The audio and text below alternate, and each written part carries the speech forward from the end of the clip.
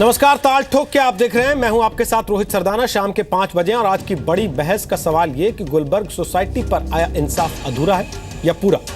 14 साल बाद इस केस में अदालत ने फैसला सुनाया। 67 में 36 आरोपी बरी हो गए, 24 दोषी ठहराए गए। पर ध्यान देने की बात यह है कि विशेष अदालत ने इस मामले में किसी तरह की साजिश होने से इनकार कर दिया। सरकारी वकील ने खुद कहा कि जो सबूत थे उनसे यह बात साबित नहीं होती कि गुलबर्ग केस के पीछे कोई साजिश है। हम ये पूछ रहे हैं कि अगर इस केस में कोई साजिश नहीं थी तो क्या जानबूझकर इसमें साजिश की थ्योरी को जोड़ने की साजिश की गई? आखिर एहसान जाफरी की मौत पर साजिश वाली सियासत क्यों की गई?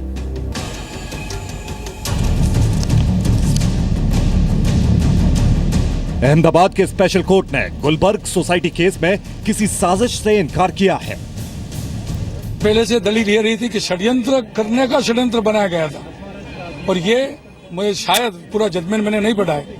अदालत ने हमारी ये बात स्वीकारी है। There was a conspiracy to involve a conspiracy and that is why conspiracy की पूरी थियरी को अदालत ने निकाल दिया है। बिल्कुल। हमने सरकारी वकील से पूछा कि आप कोर्ट में गुलबर्ग केस को साजिश क्यों नहीं साबित कर सके। एक ही विटनेस ये कह रहा था कि हम चलो मीटिंग करते हैं, उसके सिवा दूसरा हमारे पास कोई एविडेंस नहीं था। इसके लिए 120B के लिए इतना स्ट्रांग एविडेंस नहीं था, इसके लिए कोर्ट ने नहीं माना। जो भी हो, 14 साल पहले गुलबर्ग सोसाइटी में हुए हमले में मारे गए पूर्व कांग्रेसी सांसद एहसान जाफरी का परिवार कोर्ट के फैसले से खुश नहीं है। क्या आप इस जजमेंट से सेटिस्फाइड हो? जी नहीं, मेरे को पसंद नहीं है। सजा तो उनको मिलना चाहिए था, क्योंकि उन लोगों ने क्या किया है क्या नहीं किया है वो मैं जानती हूँ। पुलिस को किसने निष्क्रिय किया? क्या पुलिस को हमको जाती दुश्मनी थी? नहीं थी। तो फिर उनको निष्क्रिय करने वाला कोई था तो कॉन्स्पिरेसी की बात है, उसमें कैसे आप नकार सकते हो? गुलबर्ग सोसाइटी में रहने वाली रूपाबेन मोदी ने 28 फरवरी को हुए दंगे में अपना बेटा खो दिया था। रूपा का कहना है कि दोषियों को फांसी होनी चाहिए। हमने तो फांसी की सज़ा भी हम लोग तो मानते हैं कि फांसी की सज़ा होनी चाहिए, पर जो नहीं हुई तो हम लोग आगे जाएंगे। एसआईटी की अदालत ने 67 में से जिन 36 आरोपियों को बरी किया है उनमें बीजेपी पार्षद विपिन पटेल का भी नाम है। कोई भी जजमेंट को लेकर हमें ये देखना पड़ेगा कि जज साहब ने किस तरह एविडेंस को इवैल्यूएट किया है। कम से कम 24 लोगों को सजा मिली। एक तरह से सवाल भी है मन में। एक मॉब वायलेंस के केसेस में जहां पर अधिकतर लोग छूटते हैं, ये एक तरह की मिसाल कायम होगा जिससे आगे अगर इस तरह के केसेस हों तो दोषी को सजा मिल सके। मैं मानता हूं कि संपूर्ण न्याय नहीं हुआ और इसमें जो कोताही है वो पुलिस और प्रशासन की भी मुझे लगती है।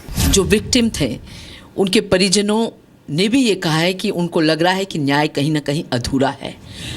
जाहिर है गुलबर्ग सोसाइटी को लेकर 14 साल बाद जो फैसला आया है उस पर प्रतिक्रिया 2 तरह की है।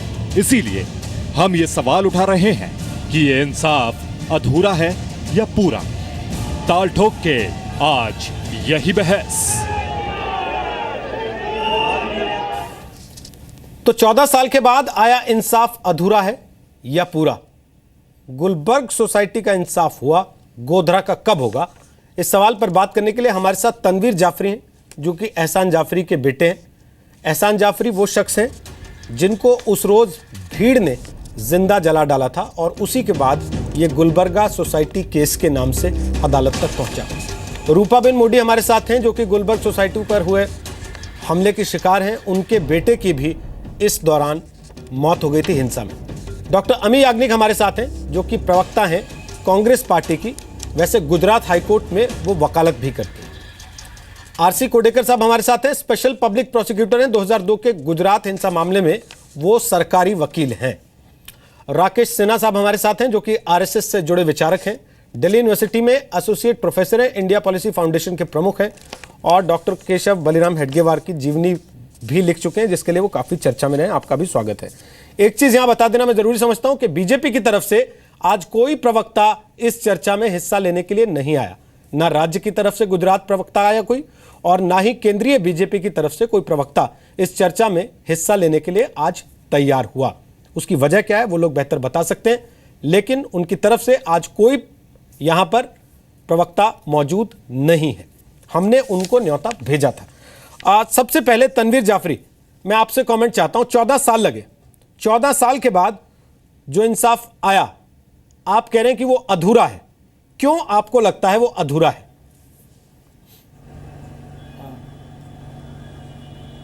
देखिए, इसका जजमेंट पूरा तरीके से तो अभी हमारे हाथ में आया नहीं, वो 6 तारीख को आएगा। पहले मैं बताऊं कि कॉन्स्पिरेसी एंगल को कोर्ट ने नकारा है या नहीं नकारा, ये जजमेंट पढ़ने के बाद ही हम कहेंगे।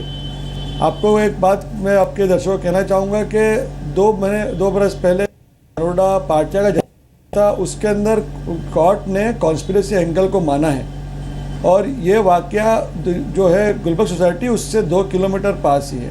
ऐसा कैसे हो सकता है कि एक कोर्ट जो है वो कॉन्स्पिरेसी एंगल को मांग रही है और दूसरी कोर्ट जो है कॉन्स्पिरेसी एंगल को नहीं मान रही है? और ये जो गुलबर्ग सोसाइटी है वो कोई चाय की लारी तो नहीं है, कोई एक आदमी आके जला दे उससे। ये भर पूरी सोसाइटी है, 40 फैमिली वहाँ रहती थी। उनको दिन भर में सुबह से शाम तक का जलाया गया, मारा गया, काटा गया है और शाम तक पुलिस वहाँ नज़र नहीं आई। कि और पुलिस जो कि हर किलोमीटर पे पुलिस खड़ी होती है, वहाँ उस दिन नज़र नहीं आई। आप कैसे कह सकते हो कि ये कॉन्स्पिरेसी नहीं है? क्यों पुलिस निष्क्रिय रही उस दिन, क्यों आए नहीं? हमने इतने सारे एविडेंस दिए कि हमारे जो विटनेसेस थे उन्होंने बताया कि जो लाशें उन्होंने घर से निकलते वक्त देखी थी वो दूसरे दिन उन्हें जली भी मिली। किसने जलाया उनको, कौन उसके पीछे था, किसने उनको कहा? तो कॉन्स्पिरेसी को एंगल को कोर्ट के मानने या ना मानने से अभी कोई बात पूरी नहीं हो जाती है। वो बात को आगे ले जा सकते हैं। 36 लोगों को कोर्ट ने क्यों छोड़ दिया है ये भी जजमेंट आने के बाद हमें पता चलेगा और हम उसके ऊपर आगे कार्रवाई करेंगे। अब ये इतनी लंबी जंग थी, उसमें 24 लोग अगर सज़ा पाए हैं तो उन्होंने गुनाह किए तो शायद सज़ा मिली है उनको, और उस बात से हम संतुष्ट हैं कि उन्हें सज़ा मिली है।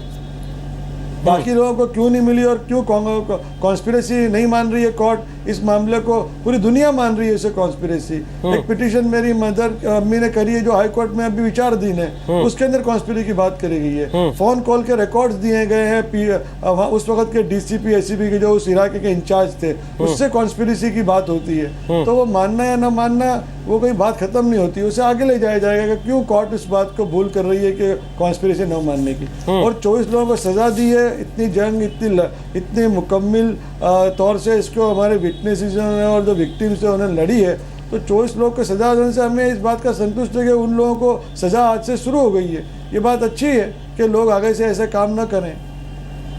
आरसी कोटेकर साहब, आप कुछ कहना चाहेंगे इस पर? आप क्योंकि इस मामले में सरकारी वकील हैं, गुजरात हिंसा के मामले, माफ़ कीजिए कोटेकर साहब तक हमारी आवाज़ नहीं पहुंच रही है अभी।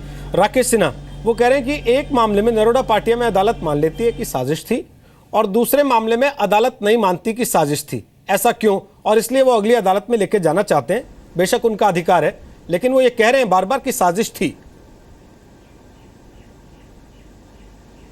देखिए, मैं पहली बात तो ये कहूँगा, किसी भी राज्य में, समाज में न्याय मिलना चाहिए और नागरिकों के हर वर्ग को लगना चाहिए कि मुझे न्याय मिलेगा।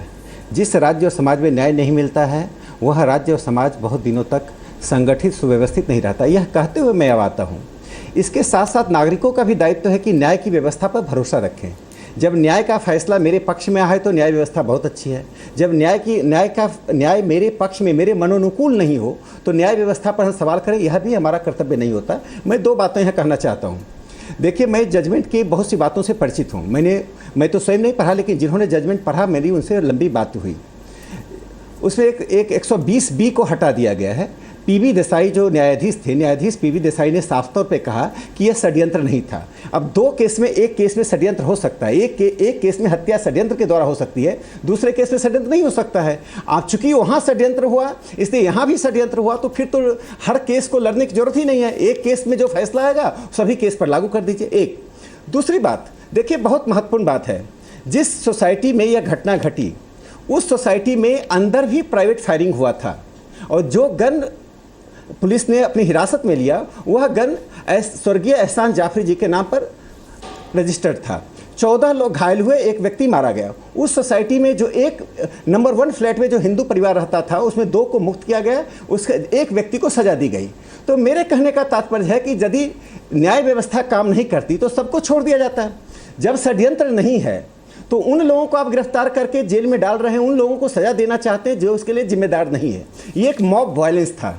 मॉब वायलेंस में प्राइवेट फायरिंग सोसाइटी के अंदर से भी हुई, बाहर से भी हुआ, कोई अस्वीकार नहीं कर सकता है, लेकिन न्याय व्यवस्था पर सवाल नहीं खड़ा कीजिए। और एक दो छोटी टिप्पणी मैं और करूंगा कि देखिए, जब एसआईटी बना तो एसआईटी में राघवन जी इसके हेड बने और राघवन जी ने अपने चॉइस से पुलिस अफसरों को उसमें रखा, उसमें राज्य का कोई हस्तक्षेप नहीं था। फिर एसआईटी ने जांच शुरू की। बाद में जब जाफरी साहब के परिवार की तरफ से कई तरह की आपत्तियां आई तो 4-5 साल तक सुप्रीम कोर्ट ने उसे स्टे दे दिया। बाद में फिर उसकी जांच शुरू हुई तो न्यायालय में जो जांच हो रही थी उसमें रोहित जी दो बड़ी महत्वपूर्ण बातें हैं। जो एनजीओ इनकी तरफ से था और मीडिया, खुला डिस्कशन होता रहा। गुजरात के दंगों पर जितना डिस्कशन स्वतंत्र रूप से हुआ, जितनी बातों को पहुंचाया जाता रहा, न्याय को प्रभावित करने की जितनी कोशिश की जाती रही, शायद किसी भी घटना में ऐसा नहीं हुआ होगा। उसके बावजूद भी यदि न्याय व्यवस्था से आप संतुष्ट है तो संतुष्ट रहने का आपका अधिकार है, मैं उस अधिकार का सम्मान करता हूं। लेकिन मैं इतना मानता हूं कि जो न्याय प्रक्रिया अभी आई है उस न्याय प्रक्रिया पर सवाल हमें सीधा खड़ा नहीं करना चाहिए, अन्यथा एक बार न्याय व्यवस्था पर हम सवाल खड़ा करेंगे तो फिर जनता और समाज के बीच का जो एक ऑर्गेनिक रिलेशनशिप है वो ऑर्गेनिक रिलेशनशिप विघटित होगा। नहीं, लेकिन बात ये ना, दूसरी बात, उस समय की पुलिस ने जो अगर किसी परिवार ने अपने लोगों को खोया और वो अदालत के फैसले से संतुष्ट नहीं है, उनके पास ये अधिकार है कि वो ऊपरी अदालत में जाएं, पिछली अदालत का जो फैसला है उसके उन बिंदुओं को अदालत के सामने रखें ऊपर कि इन मामलों पर हम संतुष्ट नहीं है, इसलिए इसकी हमारे हिसाब से हमारी शिकायत पर दोबारा सुनवाई होनी चाहिए।